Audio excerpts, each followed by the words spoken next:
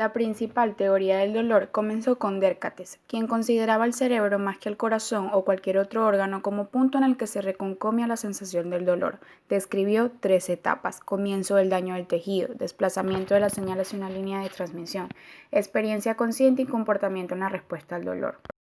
La teoría de la especificidad, aquella donde se afirma que el dolor es una sensación independiente, es ella en donde se sostiene que el dolor es el resultado de la estimulación excesiva de los sentidos del tacto. Afirma que cualquier estímulo sensorial es capaz de producir dolor solo si te alcanza la suficiente intensidad. Es aquella donde se sugiere que todas las terminaciones nerviosas de la periferia son básicamente similares. Un patrón particular de los impulsos genera dolor a través de la sobreestimulación de los nervios sensoriales. En la teoría de la sumatoria central se afirma que la actividad de reverencia de la médula espinal que proyecta las señales a los mecanismos del cerebro es el proceso subyacente a la percepción del dolor en la respuesta a la estimulación intensa o al daño tisular.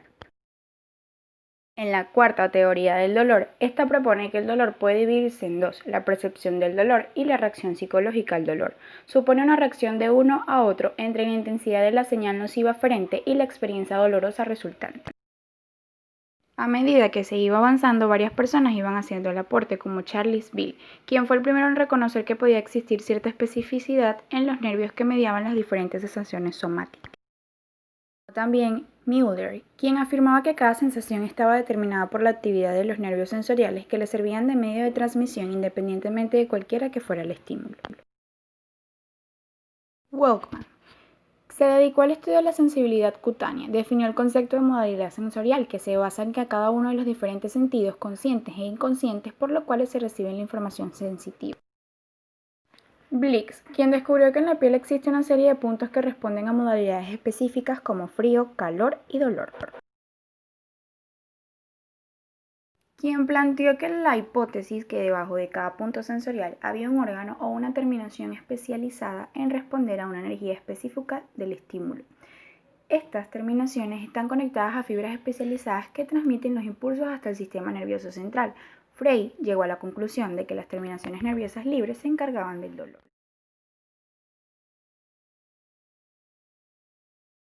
La teoría de la compuerta, conocido por el sentir o no sentir. Cuando nos golpeamos una parte del cuerpo, como por ejemplo la rodilla, nuestro primer impulso es retirar la pierna y seguidamente frotarnos. Otra posible reacción sería cuando nos quemamos la mano y llegamos a agitarla. Esto se basa en una compuerta que controla el dolor y que se puede encontrar bien sea abierta o cerrada. Existen neuronas sensitivas capaces de detectar daño en nuestros tejidos y transmitir la información al sistema nervioso central, donde se procesa y hace que percibamos el dolor. En los años 60, Ronald Mescal y Patrick Wall formularon la teoría de la compuerta o gate control. Se basa en que la señal de tacto que enviamos al sistema nervioso cuando frotamos la zona interfiere con la señal del dolor y hace que ésta sea menor. Las neuronas que detectan estímulos nocivos como el daño en tejido tras un golpe son llamadas nociceptivas o fibra C. La fibra C envían la información a la médula espinal, donde se transmiten a otras neuronas conocidas como neuronas de proyección.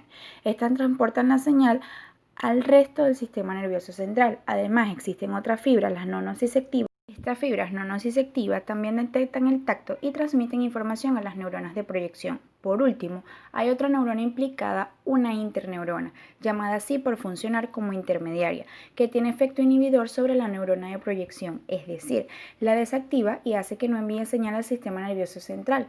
En definitiva, cuando se recibe un estímulo dañino, se pone en funcionamiento la fibra C y su señal es enviada por la neurona de proyección. Esa señal es enviada al sistema nervioso central, donde va a ser procesada y nos hará sentir dolor. Sin embargo, si simultáneamente se recibe un estímulo de tacto, como ocurriría cuando nos frotamos o agitamos después de quemarnos o golpearnos, la fibra A beta activa la interneurona inhibidora, que aunque la C la esté desactivando, por lo que la señal que se transmite es menor y se percibe menos dolor. De esta forma, las fibras nociceptivas abren la compuerta al dolor y las no nociceptivas la cierran.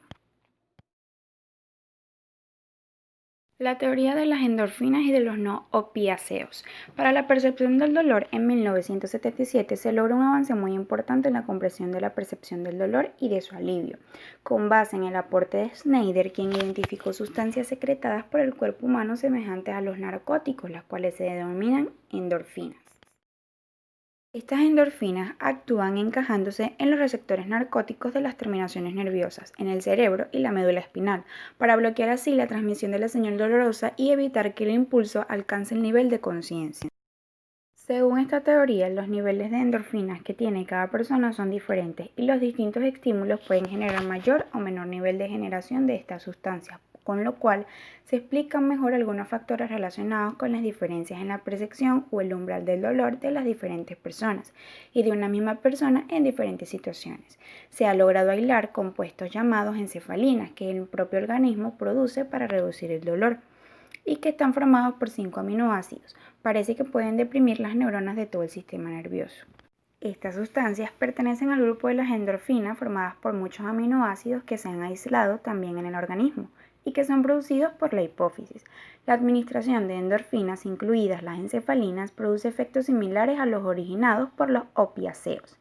Esta teoría se basa en que el dolor crónico va acompañado siempre de una hiperactividad del sistema de endorfinas o de un consumo aumentado